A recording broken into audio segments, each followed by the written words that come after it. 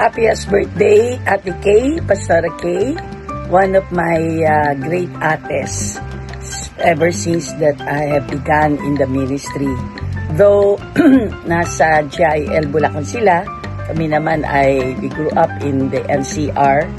But today, as one of our commitment unto the Lord na binigay sa amin, na pagsamahin kami sa isang ministeryo, at yan ay ang pakikipaglaban para sa ating JIL Church Worldwide, at higit sa lahat para sa ating minamahal na pastor, Brother Eddie, and the whole family, especially Senator Joel.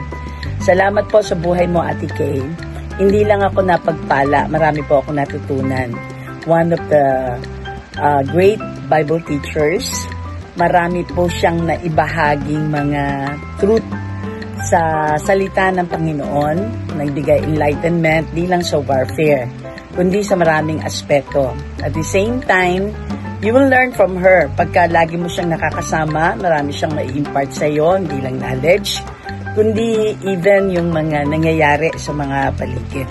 And Ate Kay, salamat po sa buhay mo. You never give up in serving the Lord because you really love God. At isa yan sa mga attributes, characteristic na hinahangaan ko masyado, na bagamat ang buhay ay talagang kailangan nating ilaban, but God is always there to protect you, to honor you, especially to watch over you. We love you and enjoy your great birthday, great moment, and many more great things to come because the Lord has many surprises for you. We love you. So Psalms chapter 20, 1-5, make you continually live long, that the Lord may be glorified more and more. God bless you. Victorious, wonderful, beyond blessed, happy birthday, Pastora Kay Lopez, no? I love you with the love of the Lord. I pray na sa bawat taon na idinadagdag ng Diyos sa iyo, no, simula nang nakilala kita at nagpagamit ka sa Panginoon, nakita ko na talagang wala kang sinasayang na sandali. Ang buhay mo ay talagang ipinaglilingkod mo ng taus-puso sa ating dakilang Diyos na buhay. Kung kaya naman, natitiyak ko na maraming tao, maraming tao na patuloy na napagpapala sa patuloy na pagpapagamit mo sa Panginoon bilang kanyang lingkod. Ang dalangin ko, patuloy ka maging malakas, malusog, maapoy, at talaga namang mabikas sa patuloy na pagtataguyod mo ng kalooban ng Diyos, hindi lang para sa iyo, kundi sa mga taong nakakasalamuha mo.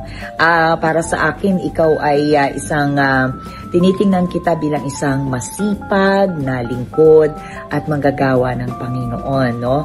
At nagiging pagpapala ka sa buhay ko. Ikaw ay nakakatuwang isipin, ikaw isang tao na talagang may sinserong puso, no?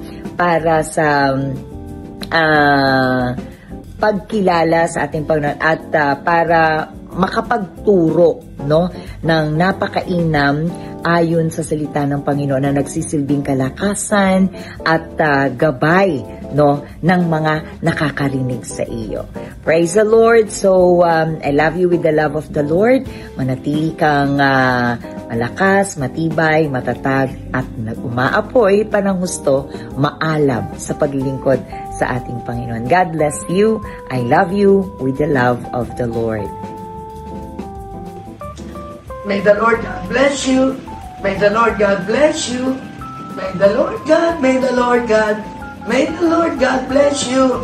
Happy, glorious, victorious, amazing, awesome birthday to my pastora, tita, kumare, Kay Perez Lopez. What can I say? Madami sana, kaya na binamalat ako.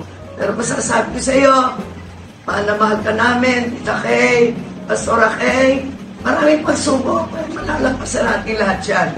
Be strong in the Lord, at maglilingkod tayo sa Panginoon, magsasama-sama tayo until the rapture of the church.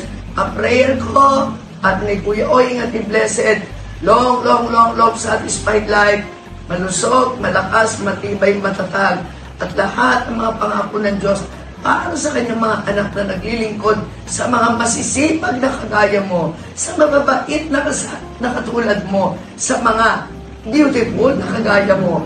In the name of Jesus, dalangin ko, happy birthday! At magsasama tayo. Ang masasabi ko lang, Ephesians chapter 3 verse 20, now to Him who is able to do immeasurably more than all we ask or imagine, according to His power that is at work within us. God bless you at see you soon. Jesus, and we love you. Jesus and our 5 smooth stone intercessors of Brother Eddie, our beloved Kuya Ed. Love you very, very much. God bless you.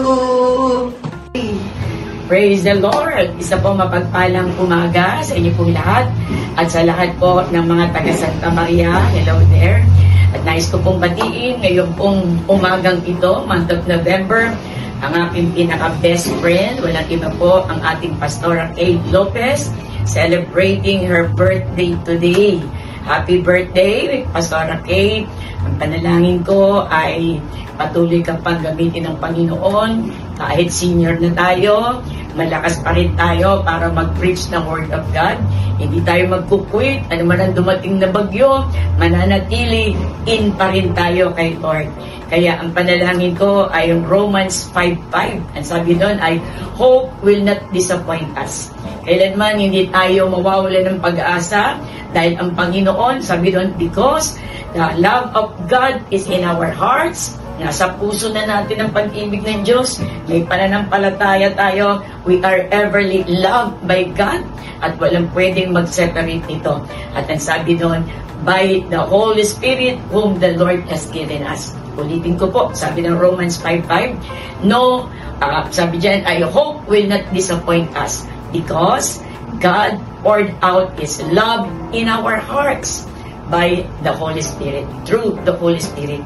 Kaya alam ko, matatag na tayo dahil ang pag-ibig ni Jesus nasa atin. Happy birthday! God bless you all!